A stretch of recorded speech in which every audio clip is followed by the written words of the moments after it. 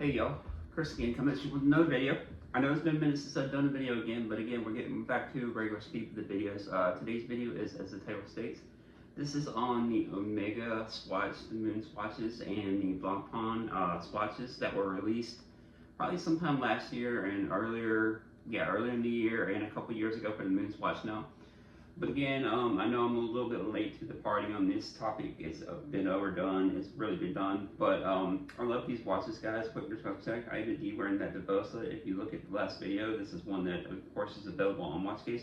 Now, these particular watches I'm not selling on Watchcase, but I just wanted to go over these because I think these are fun pieces and why I think the hype is real and why I think the hype is important. And of course, I will go over wrist shots of both on my wrist and show you guys what they look like on the tabletop and all that as well, because these are pretty cool pieces. I feel like they're really good for the industry, guys.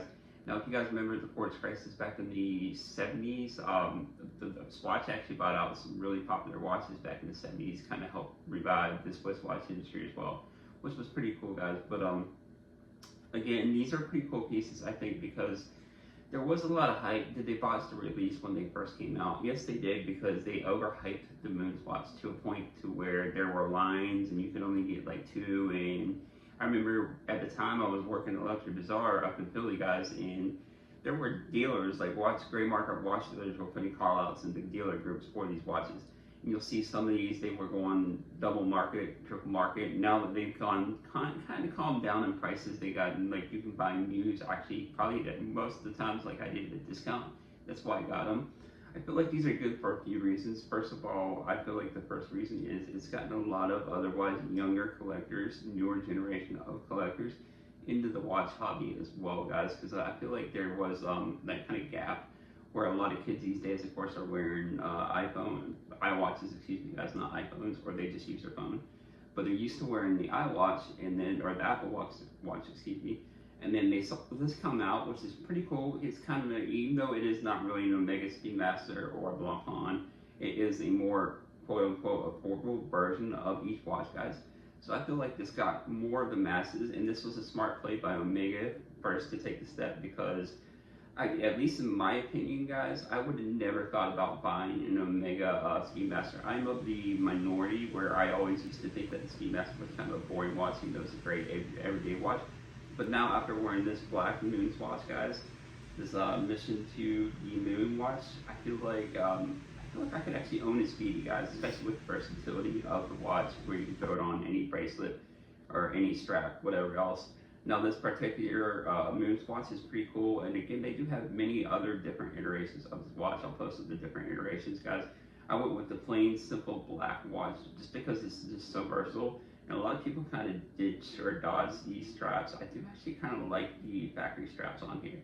Now, another reason why I think these are good is, say you live in like a high crime area, like a watch crime area like London or LA, and you don't want to go out every day where your Omega, your regular Omega, which a lot of people think are affordable, but affordability is a subjective term, of course, in watch collecting.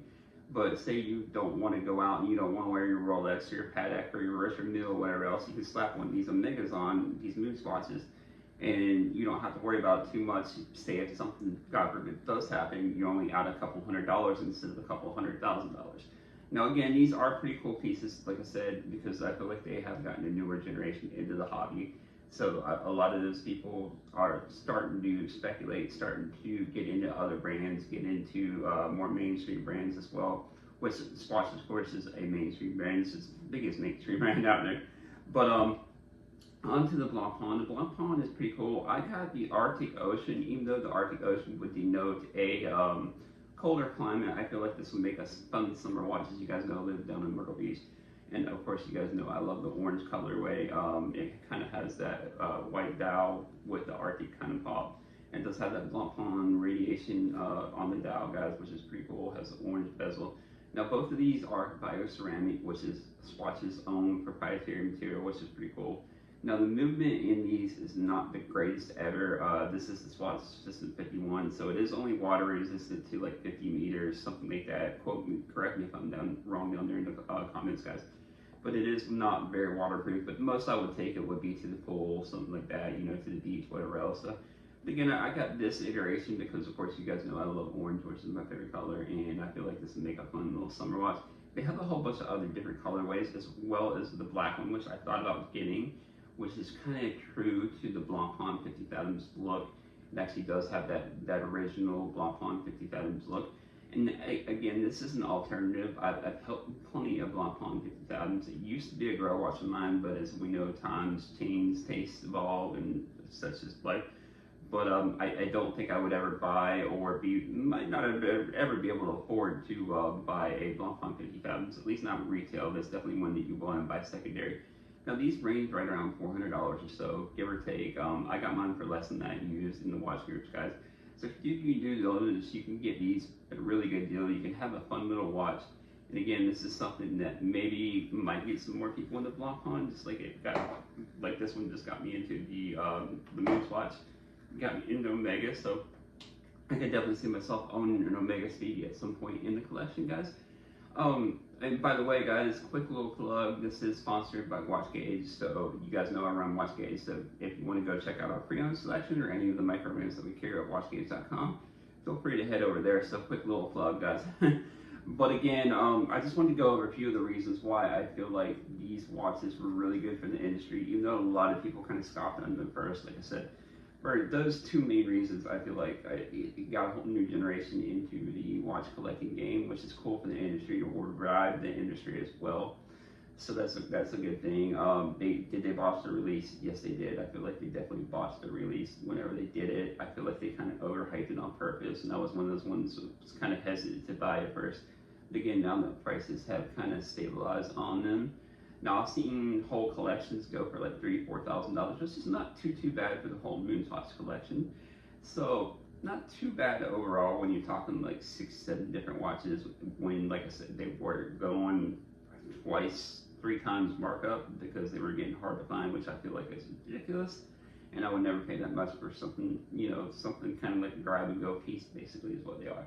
But again, these are fun watches, and I feel like they were definitely good for the industry. Again, for the second talking point is, say you don't want to wear your Patek or Richard Mille or Hyperion watch, you can wear one of these, feel relatively safe, feel like you're not going to get robbed for these, and kind of it's still a fun piece that you can wear and people will be interested and want to talk about them, which I think is pretty cool.